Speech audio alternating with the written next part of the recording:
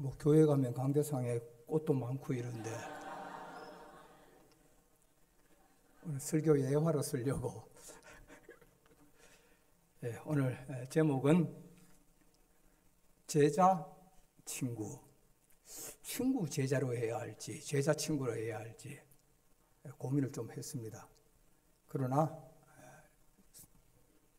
요한복음에 나오는 순서대로 제자들에게 하신 말씀이고, 이어서 15장에 가면은 내가 너희를 누구라고 했다? 친구라고 하겠다. 그래서 제자 친구라는 제목을 붙여보았습니다. 왜 하필 이 본문일까? 궁금하죠? 항상 이제 설교가 떨어지면은, 설교는 닥치잖아요.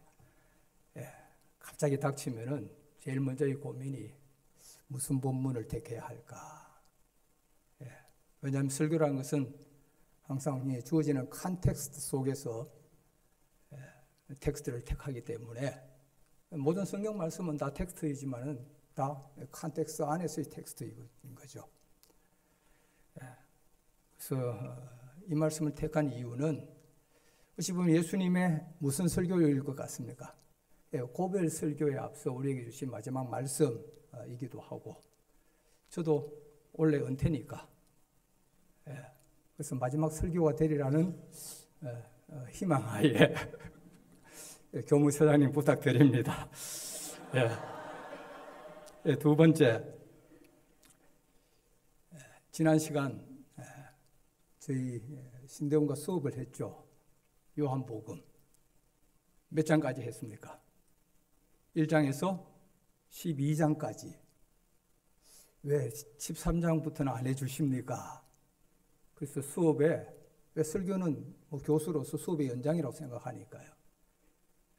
그래서 뭐 리콜도 아니고 AS도 아니고 이것은 또 다른 연장이고, 또 다른 한편으로는 오늘 요한복음에 있어서 이 본문이 속한 부분은 1장에서 12장까지를 요한복음은 무슨 책이라 그래요? 파트 1인데 표적의 책이고, 13장에서부터 마지막까지를 저희들이 이제 영광의 책이라고 합니다. 그래서 왜 13장에서부터 이 마지막 장을 영광의 책이라고 하는지, 비로소 여기에서 처음으로 영광이라는 단어가 13장 이후에선 처음으로 나오는 말씀이고, 또 한편은 새로운 새 계명, 새 계명이란 말씀 어찌 보면은 신약의 말씀을 요약한다면은 결국은 무슨 말씀이겠습니까? 서로 사랑하라 라는 말씀으로 요약할 수 있기 때문에, 또 한편으로는 사경회의 연장으로, 여러분 사경회 정성진 목사님 주신 말씀 가운데 기억나는 거 있어요? 오늘 말씀과 관련하여서 교회는 뭘 묻고 큰다? 사랑을 묻고 큽니다 라는 말씀을 오늘 주님의 말씀에서 구체적으로 서기를 해가면서 한번 살펴볼까 합니다. 본문의 위치는 세족식과 고별 설교 사이에, 물론 13장에서부터 17장 전체를 고별 설교라고 하지만은 고별 설교는 14장에서부터 이제 본격적으로 시작이 됩니다. 그런데 예수님께서 13장을 시작하시면서 세족식을 하시잖아요. 세족식은 우리 공간복음서에 의하면은 뭐에 해당이 되겠어요? 최후의 만찬, 최후의 만찬에 해당이 됩니다. 왜 그런데 요한복음은 최후의 만찬 대신에 세족식일까? 굉장히 궁금하잖아요. 관계를 맺어가는 데는 흔히 두 가지로 관계를 이야기할 수 있습니다. 대부분이 관계들이 계약으로 이루어져 있습니다. 그렇죠? 여러분과 저와의 만남도 미리부터 계획된 것인지는 모르지만은 1차적으로 여러분의 학교에 뭐 하고 왔어요? 등록하고 계약으로 이루어져 있네요. 이스라엘도 이 하나님과의 관계를 어떻게 이해했습니까? 언약, 계약적인 관계로. 그래서 곧 율법이라는 것은 하나님의 계약을 표시잖아요. 우리가 율법을 행하는 것 자체가. 심지어 부부 관계도 계약 관계입니다. 아니라고 부정하실 분 있어요? 혼인 서약 다 하잖아요. 그리고 성혼 선포도 하고요. 그러나 사람 사이의 관계가 오직 계약만 있어요? 아니죠. 무슨 관계도 있습니까? 사랑의 관계도 있다라는 거예요. 공관복음서가 계약이라는 관점에서 다시 말해 예수를 알지 못하고 하나님을 알지 못하는 사람이 하나님의 백성이 되는 이 계약의 관계로 이 관계를 설명을 한다면 여러분은 어떤 분이에요? 이미 다 하나님과 관계를 맺고 어떻게? 특별하게 부름을 받고 신학생으로. 그래서 13장부터는 예수님께서는 그의 공개적 사역을 마무리하고 누구에게 그의 고별 설교를 주십니까? 제자들에게. 그래서 특별하게 이 제자들에게 이제 뭘 계시하십니까? 하나님의 비밀을, 소위 하나님의 비밀의 그 에센스를 공개를 하십니다. 그래서 여러분은 오늘 신대원만 여기 와 있잖아. 신대원만이 와 있기 때문에 실은 또 이 본문을 택했습니다. 오늘 세족식과 고별 설교에 위치하면서 예수께서 비로소 제자들에게 뭘 이야기하십니까? 그의 떠나가심을. 여기서 떠나가신다는 말은 돌아가신다.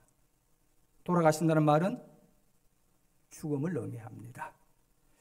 이에 이 말씀 다음에 베드로가 죽기까지 따르겠다는 반응을 보이죠. 그리고 예수께서는 베드로가 부인할 것을 예고하시고, 그리고 그 이야기 사이에 무슨 이야기가 들어갔냐 하면은 바로 서로 사랑하라. 내가 너희를 사랑하는 것 같이 너희도 서로 사랑하라. 라는 세 계명이 주어집니다.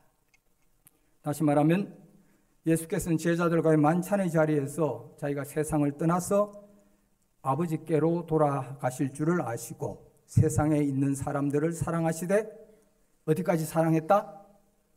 죽기까지. 문자 그대로 하면은 끝까지. 끝까지란 말은 우리 말씀하신 것처럼 죽기까지.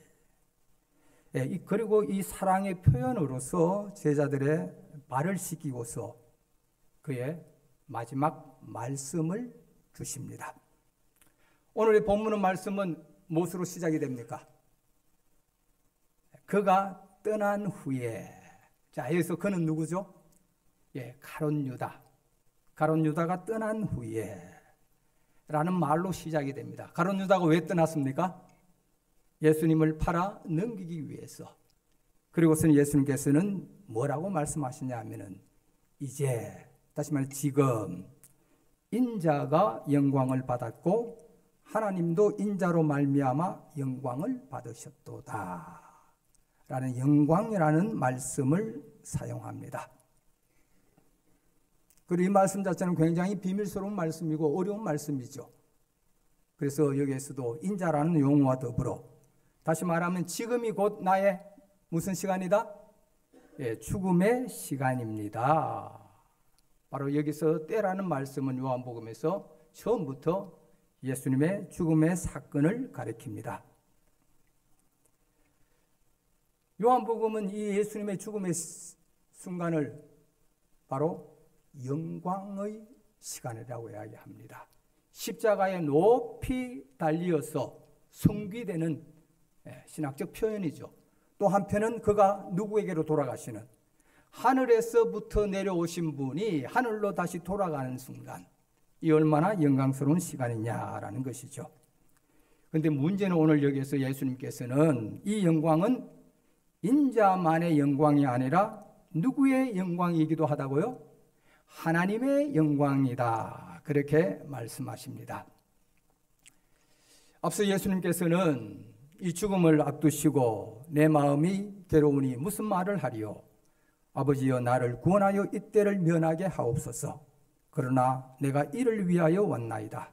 아버지여 아버지의 이름을 영광스럽게 하옵소서라고 기도를 드립니다.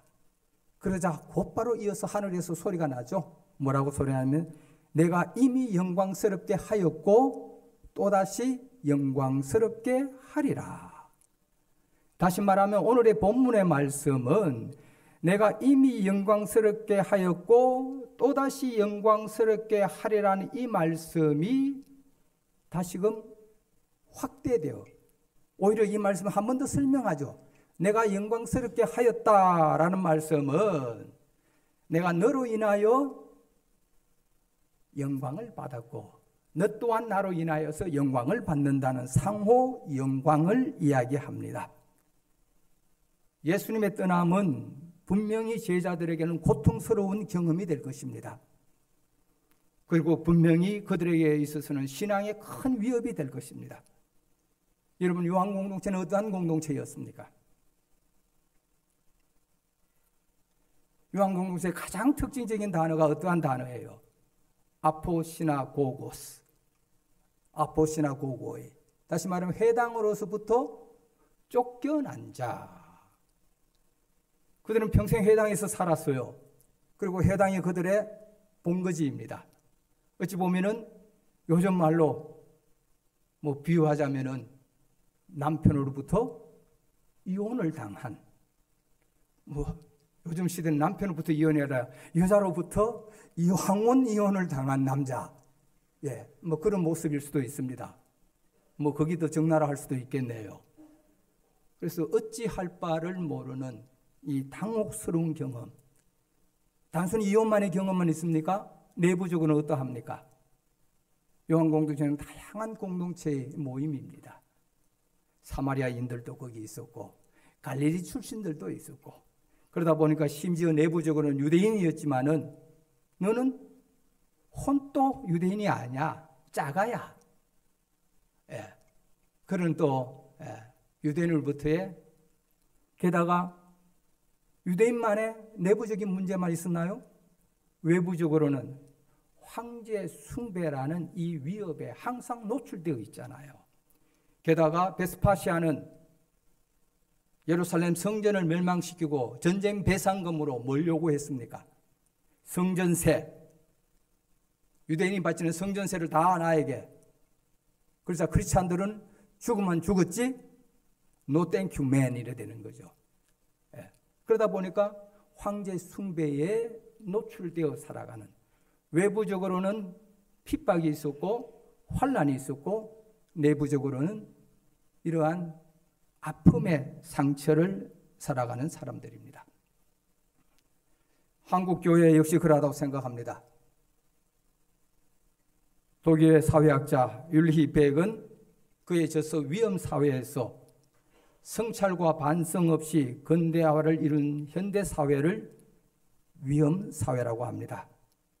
산업화와 근대화를 통해서 과학기술의 발전이 현대인들에게 물질적 풍요를 가져다 주었습니다. 그러나 동시에 새로운 위험을 몰고 왔습니다. 풍요는 확보했는지는 모르지만은 근대화 후기로 갈수록 위험 요소는 더 커지게 되었죠. 바로 이것이 성공 뒤에 숨어있는 딜레마입니다. 그 위험은 예외적인 위험이 아니라 일상적 위험이라는 것입니다. 생태위기, 고용감소, 지구화로 인한 지구온난화, 개인주의화 등입니다. 그러다 보니까 사람들은 이제 웰빙이라는 단어에 그리고 각종 보험도 얼마나 많아졌는지 각종 보험에도 가입합니다. 결국에는 일상적 위험으로 인한 불안을 극복하려는 방안들이죠. 이러한 관점에서 볼 때 한국교회는 분명히 위험교회입니다.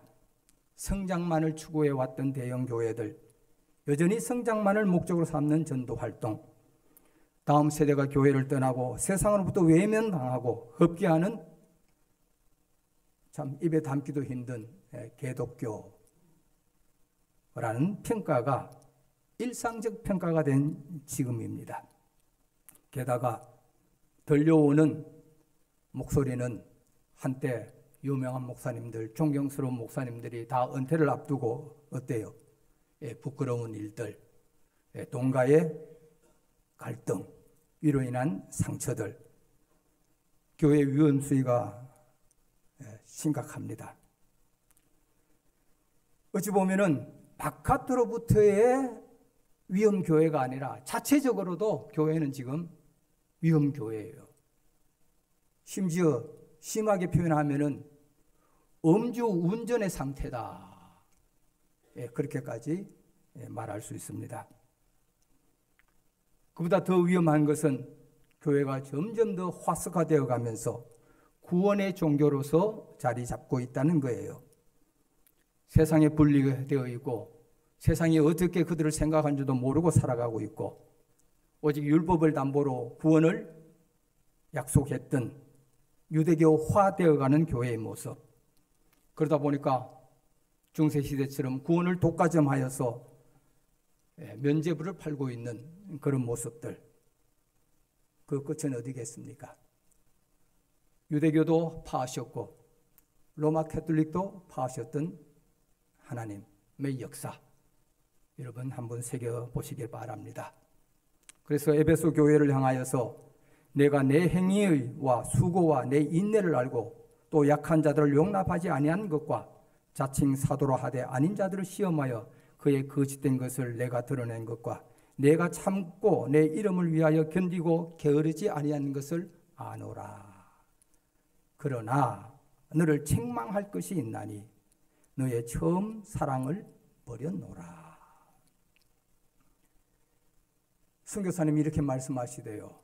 이 짧은 역사 가운데 이렇게 성장한 교회를 찾아볼 수 없는 이 한국 교회의 대단함. 그러나 다른 한편 이 짧은 역사 가운데 그렇게 많이 갈라진 교회 또한 찾아보기 어렵다고. 뭐 다행인지는 모르겠지만 저희 통합은 그래도 교단이 하나죠. 합동은 어떻습니까? 제가 아는 것만 해도 공식 교단이 200개가 넘는다고 그러네요. 합동 교단요. 잘 모르겠습니다. 그렇지만 분명한 것은 합동 교단 목사님들은 좀 내가 볼 때 교만한 것 같아. 통합적 목사님을 잘 안 세우잖아.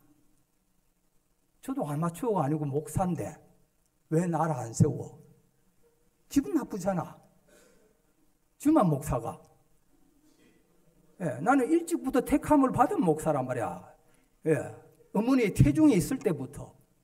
저는 그에 대해서는 확실한 사람인데, 그래서 200개 교단이 갈라졌다. 그거는 그들의 문제이지만 그들의 태도 자체가 제가 볼 때 분명히 회개를 해야 하는 건 맞습니다. 자, 이러니까 이제 예수님께서 그의 시선을 누구에게 돌립니까? 제자들에게 돌리죠. 그리고 자기가 없는 이 세상의 신앙의 위협 가운데, 갈라짐 가운데 그들을 준비시킵니다. 그래서 제자들을 향하여서 뭐라고 이야기합니까? 소자야. 소자야, 작은 자들의 잘못된 번역이에요. 좀 더 정확한 번역은 테크니야. 뭐예요? 아이들아, 내 자녀들아.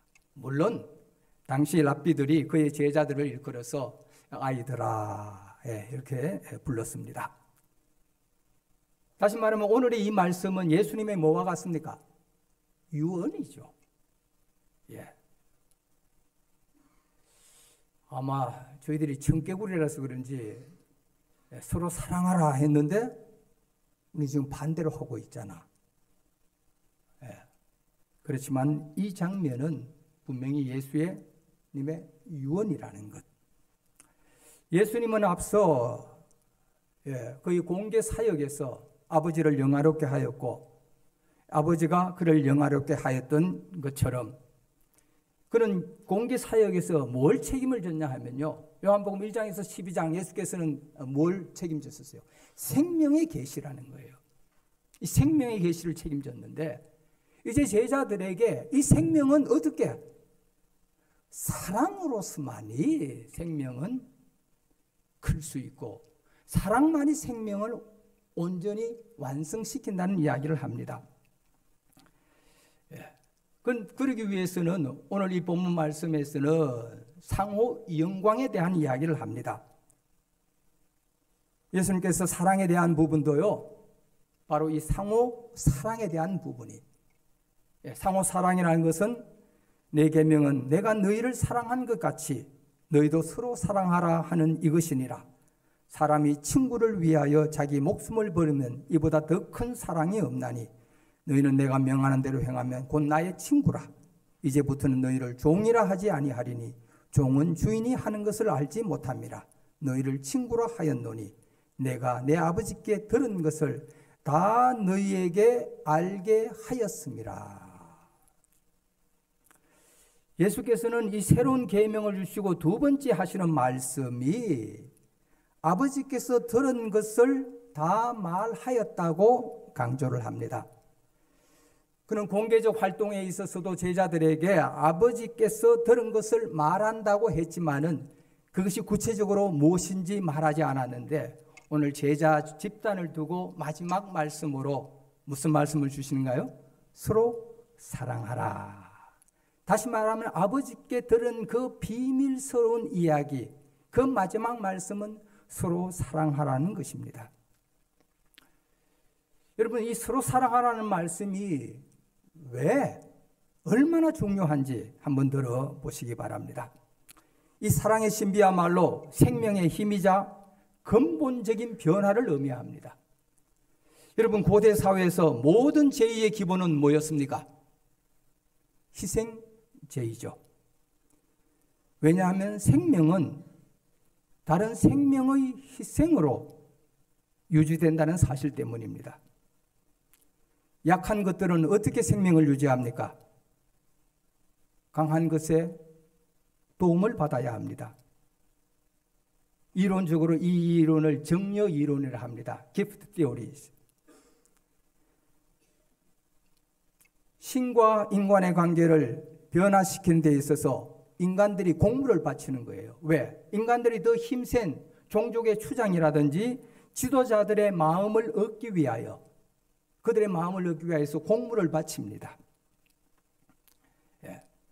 그래서 로마나 이 힘센 놈들도 세금을 요구하면서 그 세금을 뭐라고 이야기해요? 공물이라고 하는 이유가 잘 봐, 줄게. 이 이론이죠. 그래서 약한 자들이 살아가는 방법은 힘센 자의 도움으로 살아갑니다. 마찬가지로 신들의 마음을 사로잡으려고 신들에게 뭘 바칩니까?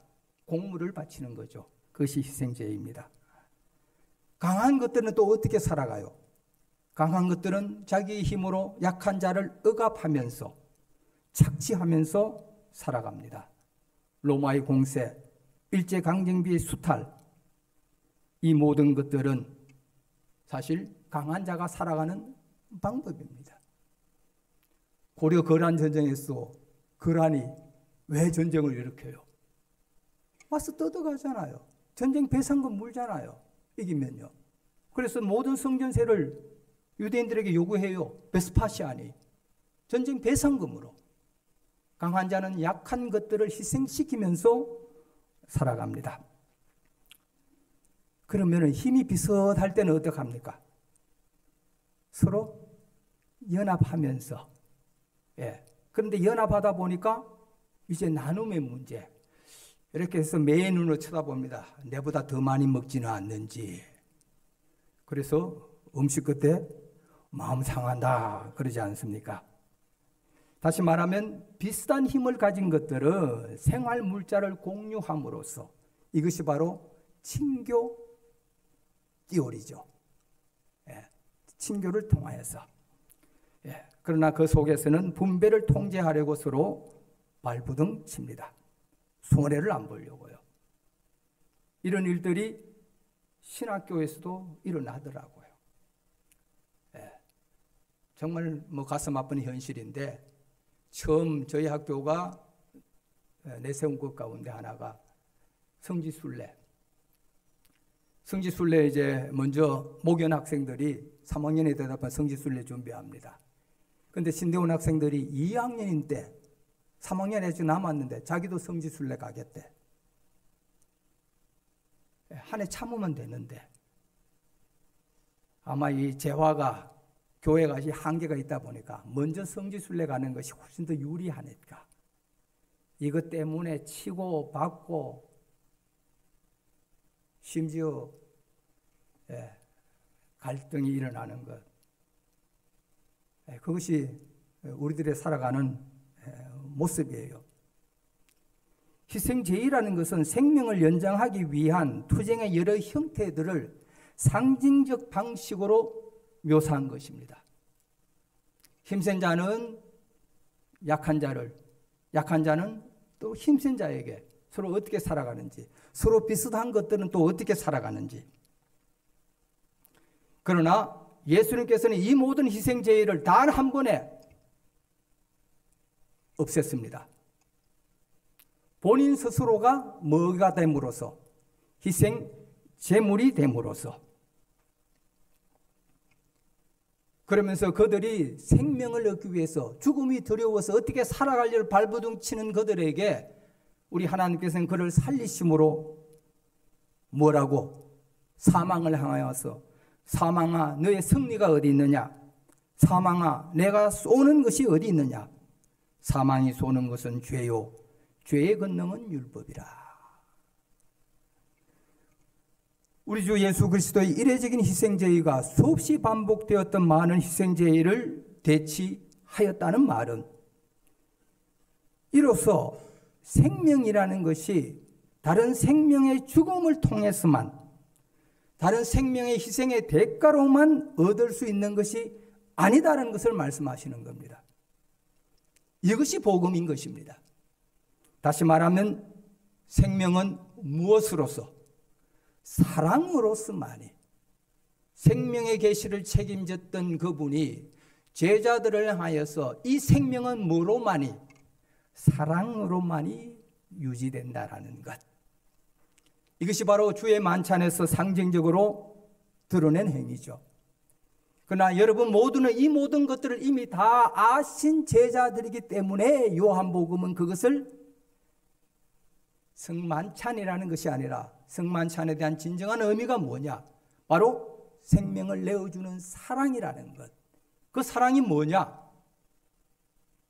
낮은 자가 높은 자에게 아부하는 것이 아니고 오히려 강한 자가, 더 가진 자가 스승이, 그리고 약한 자를, 없는 자를 섬기는 것이 사랑입니다.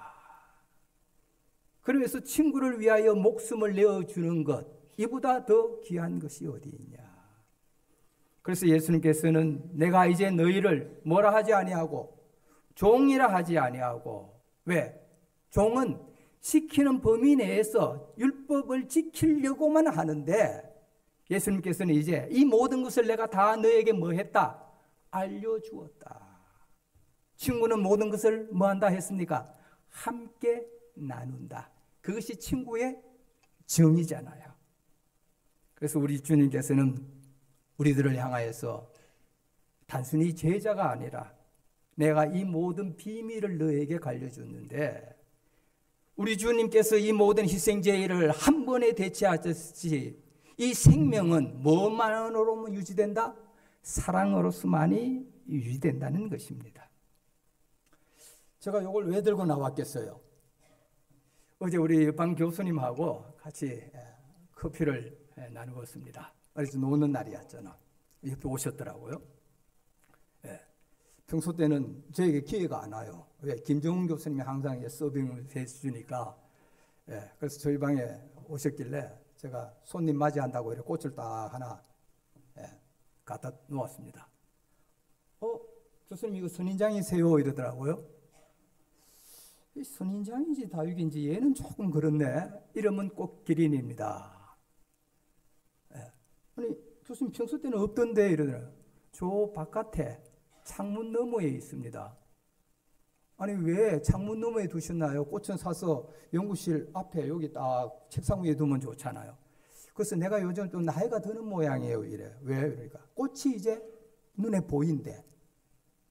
그래서 꽃을 좀 살까 하는데 나는 다 죽여요 이러는 거야. 선인장도 죽인대. 그래서 내가 물을 안 줬든지 너무 많이 줬든지. 근데 왜 그러면서 제가 이제 다른 꽃들 선인장 다육이들을 바깥에 있는 걸 하나씩 이제 아니 왜 저 바깥에 창문 바깥에 두느냐고 보기 위해서. 그래서 나도 사갖고 연구실 요 앞에 책상 위에 두려고 다육이를 사겠대. 책상 위에 두면 다육이 잘 안 삽니다. 그래도 보려고 산 것도 아니에요. 그건 맞는데 난 매일 봐요. 그래서 꽃이 원하는 자리에 두는 것이 꽃을 살리는 방법이지, 내 좋다고 여기 딱 갖다 놓으면 얘는 안 살아. 그리고 죽이는 이유는 관심이 없잖아요. 맞아요. 관심이 없어요. 얘 안 죽어. 죽으라 해도 잘 안 죽는데 관심이 없으면 어떻게 되는 거야? 죽어. 왜? 아무 생각 없이 물 주거든. 그래서 또 너무 관심이 지나치면 어떻게 해요? 또 죽여요. 제가 그런 경험이 있거든. 얘를 어떻게 잘해보겠다고 4월에, 지금은 이제 3월부터 따뜻해져서 내놔요. 그런데 아차 하고 집에 서울 올라갔어요. 그 사이에 갑자기 온도가 영상 한 3, 4도, 1, 2도까지 떨어져 버렸어. 어떻게 되겠어? 죽지. 관심이 없든지 너무 지나치면, 너무 우리가 어떤 부분에 지나친 부분이 많잖아요. 그 자기 사랑이잖아.